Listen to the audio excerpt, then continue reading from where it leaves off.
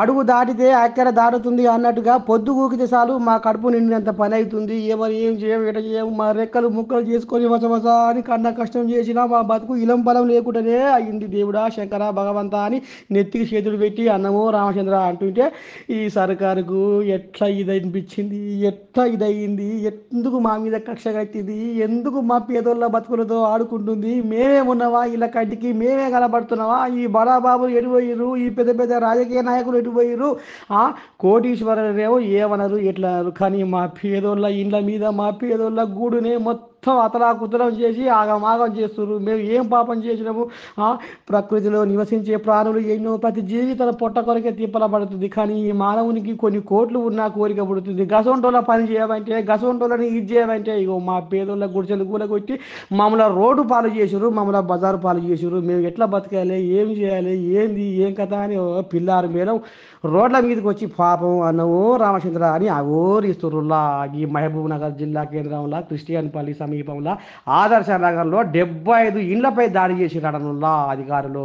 పాపం ఏం చేయాలి ఎట్లా చేయాలని గాలి గాలి గత్తర గత్తర అవుతుర్రట. ఈ పాడైపోను గారా ఈ బుల్డోజర్ పాలన చల్లకుండా బుల్డోజర్ పాలన వచ్చిందిగా ఇప్పుడు. అంటే ఇక మరి పెద్ద పెద్దోళ్ళకు మంగళం పెట్టి ఒత్తొచ్చు కానీ పాపం బుడ్డోళ్ళని వచ్చితే ఏం సగదానం ఉందో వాళ్ళు కడుపులో పేగులు లేని వాళ్ళు అయ్యి. ఇక గసవంటలకు మరి సర్కారు ఏమన్నా సాయం చేసి ప్రయత్నం చేయాలని మన తెలంగాణ టీవీ కోరుకుంటుందిలా.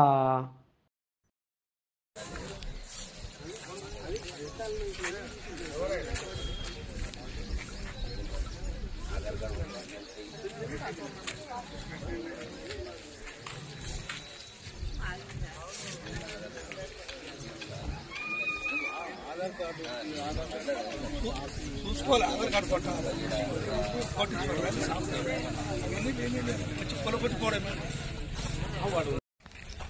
ఒక్కసారి కాదు 2 సార్లు అయితే ఎడగట్టుకోదు నాయన. మేము పేదలు రాడు ఇంట్లో హాస్పిటల్ కనిపోయినా అక్కడి కాదు 2 రాళ్ళు ఉన్నాయి నాయన నా కాలుకు.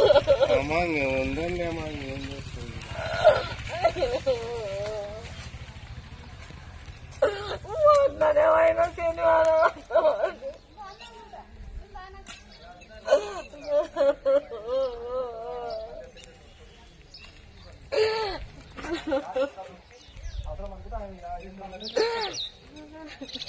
ఏమైందో చెప్పమ్మా.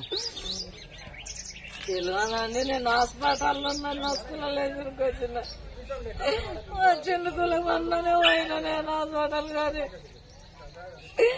రాడు తీస్తామంటే చెకప్ పోయింది రాలేదు. ఆదుకుంటుంది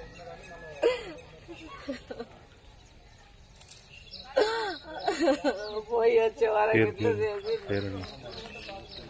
ఏం పేరమ్మా నీ పేరు? నా పేరు లలిత. ఎన్నేళ్ళ నుంచి ఉంటున్నావు? మేము కరోనా తలకెళ్ళి ఉన్నాం సార్. తారీఖులో పెడితే మళ్ళీ లేదని మళ్ళీ వేసుకున్నాం రేకులతో. అది కూడా వచ్చి తెలంగాణలో కట్టి పోయిందంట. పిల్లలు ఉన్నారా? పండుకుని ఉన్నారా? ఎవరు లేరండి పిల్లలు, చిన్న పిల్లలు. ఏం పని చేస్తాను? కంప్యూటర్లో చేస్తాడు.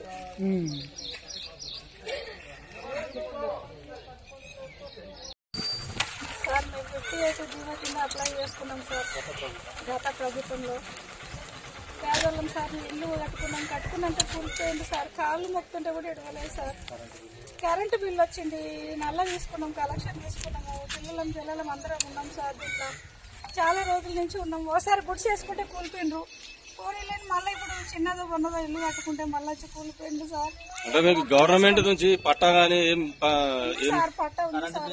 కరెంటు బిల్లు ఉంది, కరెంటు బిల్లు పట్టా అన్ని ఉన్నాయి సార్. మాకు అన్ని ఉన్నాగా కూడా కాళ్ళు మొక్కుతుంటే కూలిపోయింది సార్.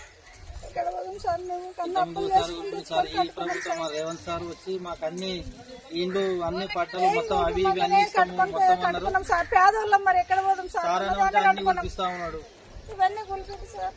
ఎన్ని ఇల్లు కూలగొట్టారు ఇక్కడ? మొత్తం 70-80 ఇండ్లు కూలగొట్టిండ్రు. 70-80 ఇండ్లు? 70-80 ఇండ్లు కూలగొట్టింది సార్. నేను వాటర్ బోర్డ్ లో పనిచేస్తాను సార్. నేను వాటర్ ఇస్తా సార్. నేను ప్రైవేట్ జాబ్ చేసుకుంటా సార్. మున్సిపాలిటీలోనా?